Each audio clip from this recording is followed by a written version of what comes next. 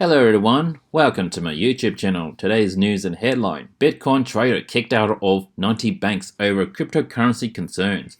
Buying and selling cryptocurrency such as Bitcoin could see you have your bank account shut down, a parliament inquiry has heard.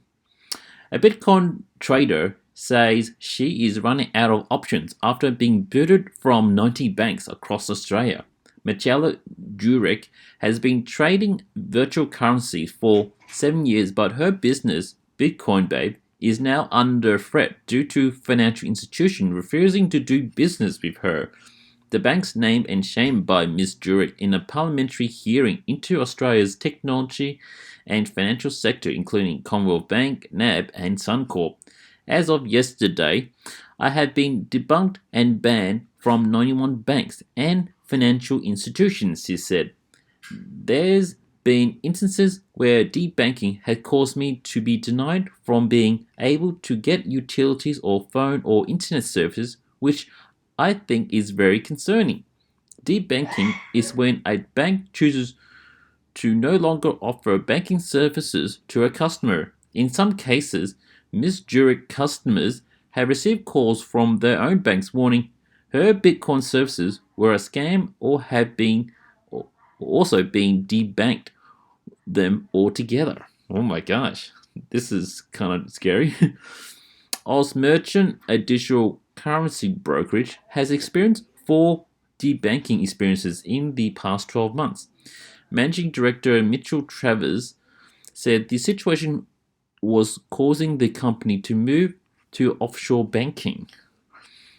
We are regulated by AUSTRAC and offer all of our compliance documentation to supporting onboarding and yet get a default negative response, causing our businesses to seriously consider moving our traditional banking offshore, he said in a submission to the hearing.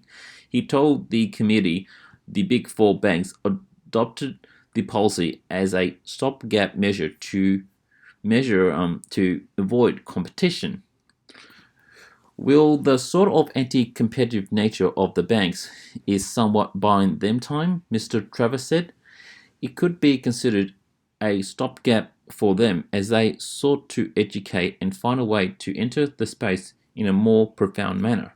FinTech Australia echoed Mr. Travers' comments by saying the practice was a big issue across the market. The issue is complex as it affects the companies broadly across different fintech verticals, such as payments, loans, remitted services, crypto asset exchanges, and others, FinTech Australia said.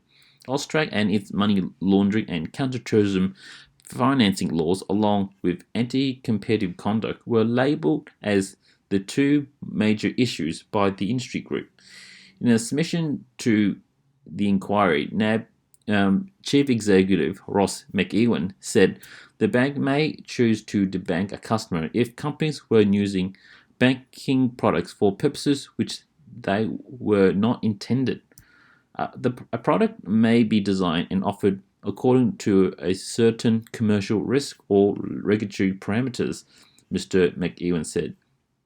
NAB may stop offering that product to a customer if it's not being used in line with its intended design or use.